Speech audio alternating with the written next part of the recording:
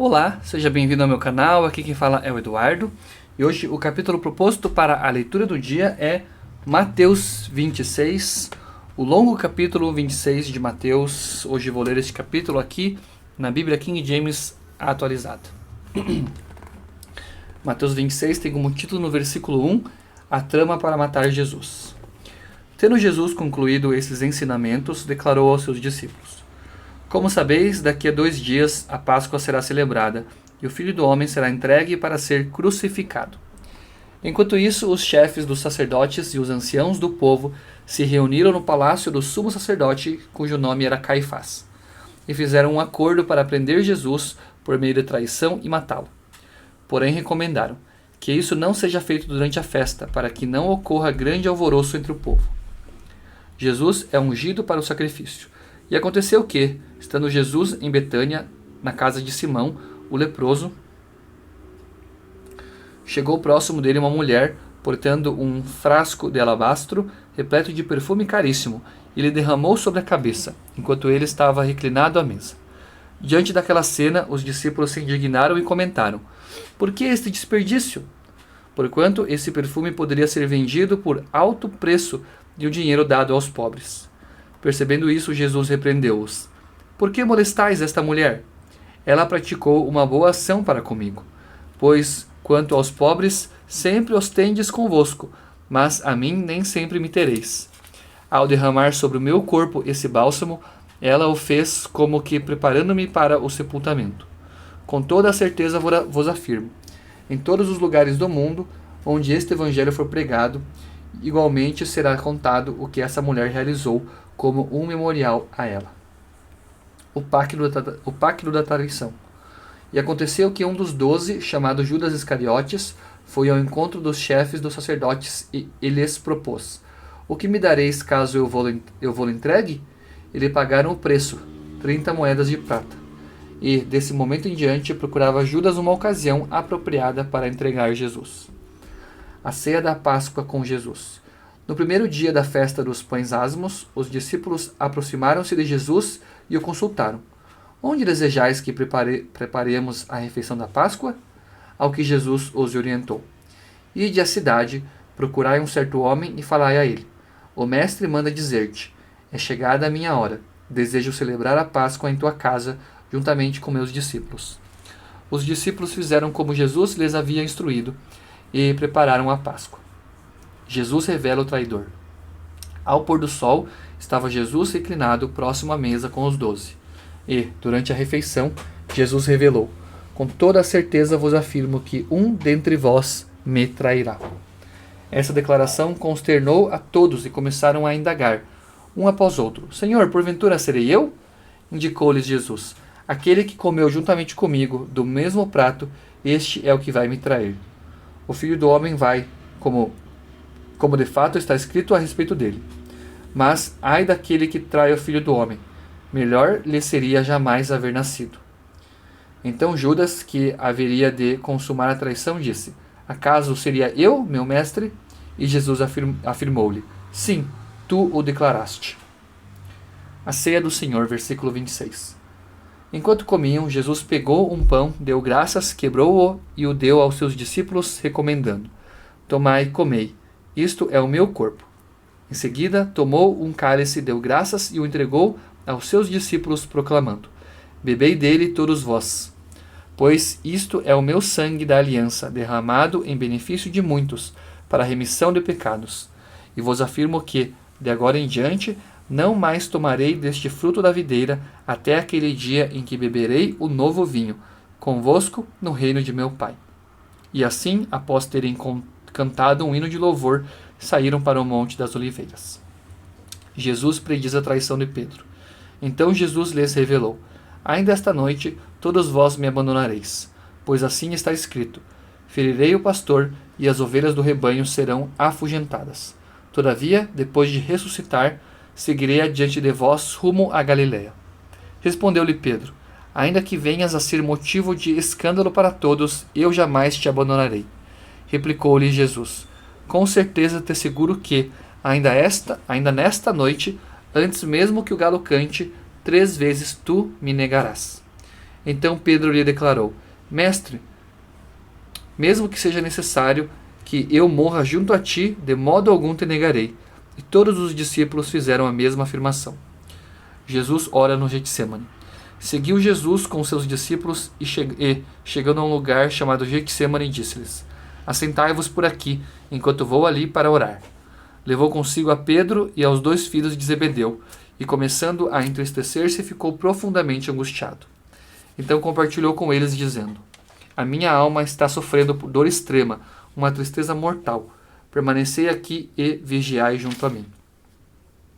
Seguindo um pouco mais adiante, prostrou-se com o rosto em terra e orou: Ó meu Pai, se possível for, passa de mim este cálice. Contudo, não seja como eu desejo, mas sim como tu queres. Mas, ao retornar à presença dos seus discípulos, os encontrou dormindo e questionou a Pedro: E então, não pudestes vigiar comigo durante 1 só hora? Vigiai e orai, para não cairdes em tentação. O espírito, com certeza, está preparado, mas a carne é fraca. E afastando-se uma vez mais, orou, dizendo: Ó meu Pai, se este cálice não puder passar de mim sem que eu o beba, seja feita a tua vontade. Quando voltou, entretanto, surpreendeu novamente seus discípulos dormindo, pois não suportaram os olhos pesados de sono. Então retirou-se novamente e foi orar pela 3ª vez, proferindo as mesmas palavras. Passado algum tempo, voltou aos discípulos e indagou: Ainda dormis e descansais? Eis que a hora é chegada. Agora o Filho do Homem está sendo entregue nas mãos de pecadores. Levantai-vos e sigamos. Eis que meu traidor está se aproximando. Jesus é traído e preso. E, estando ele ainda a falar, eis que chegou Judas, um dos 12, e trazia consigo uma grande multidão armada de espadas e porretes, vinda da parte dos chefes dos sacerdotes e dos líderes religiosos do povo. Mas o traidor havia combinado um sinal com eles, informando-lhes: Aquele a quem eu saudar com um beijo, esse é quem procurais, prendei-o. Então, aproximando-se rapidamente de Jesus, disse-lhe Judas: Eu te saúdo, ó mestre, e lhe deu um beijo. Jesus, contudo, lhe perguntou: Amigo, para que vieste? No mesmo instante, os homens avançaram sobre Jesus e o prenderam. Eis que um dos que estavam com Jesus, estendendo a mão, puxou a espada e, ferindo o servo do sumo sacerdote, decepou-lhe uma das orelhas. Mas Jesus lhe ordenou: Embainha a tua espada, pois todos os que lançam mão da espada pela espada morrerão.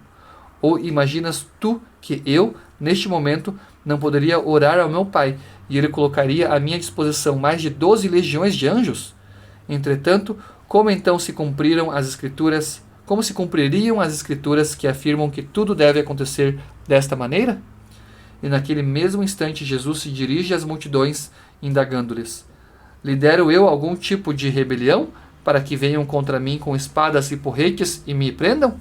Pois todos os dias estive ensinando no templo, e vós não me prendestes. Todavia, esses fatos todos ocorreram em cumprimento às Escrituras dos profetas. E assim todos os discípulos abandonaram a Jesus e fugiram.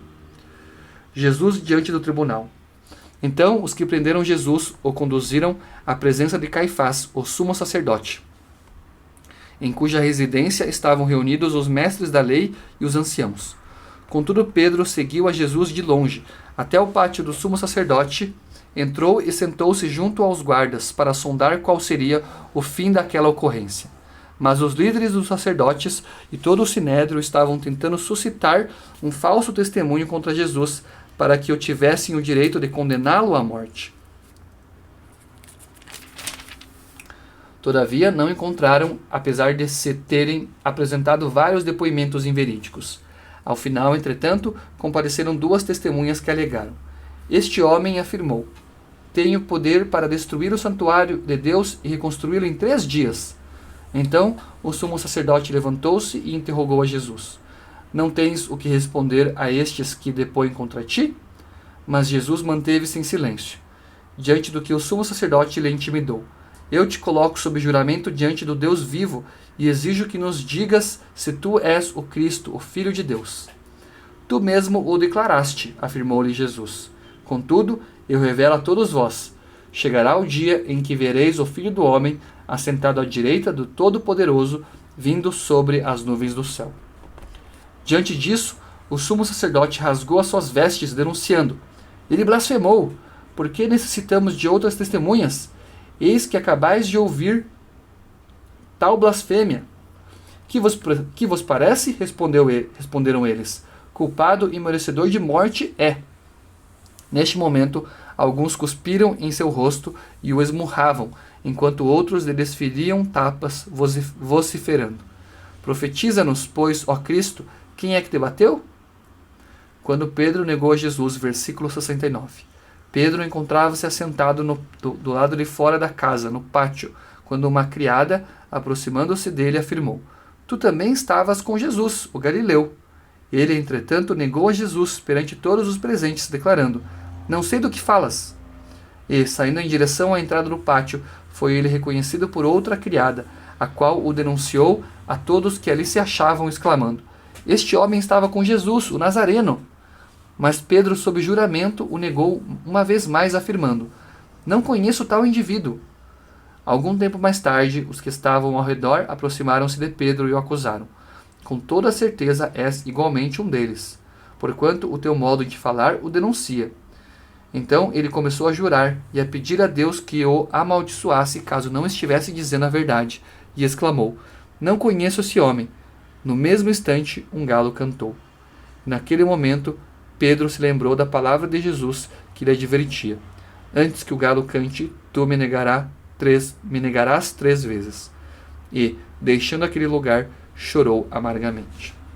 Essa aqui foi a leitura de Mateus capítulo 26, o longo capítulo de Mateus 26. Separei aqui alguns comentários acerca deste capítulo. O primeiro deles aqui na Bíblia de Estudo Andrews, que fala sobre o cálice, símbolo do sofrimento amargo que Jesus começava a vivenciar.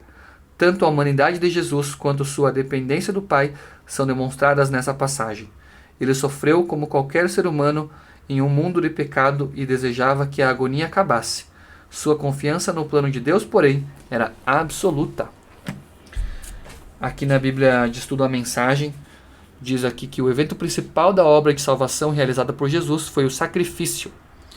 Os 4 verbos que ele usou na última ceia enfocam a salvação em ação cada vez que nos assentamos para cear. Observe os verbos no texto. Durante a refeição, depois de tomar o pão e abençoá-lo, Jesus o partiu e deu aos discípulos. Essas são palavras de sacrifício. Durante a ceia do Senhor, nos apresentamos a Deus para que possamos nos tornar como Jesus. Nossa vida, como a dele, deve ser vivida como uma oferta de sacrifício, tomada, abençoada, partida e dada aos outros. Essa daqui foi a leitura, então, de Mateus capítulo 26, juntamente com alguns comentários acerca desse mesmo capítulo. Agradeço por você estar me acompanhando, fique com Deus e até no próximo vídeo.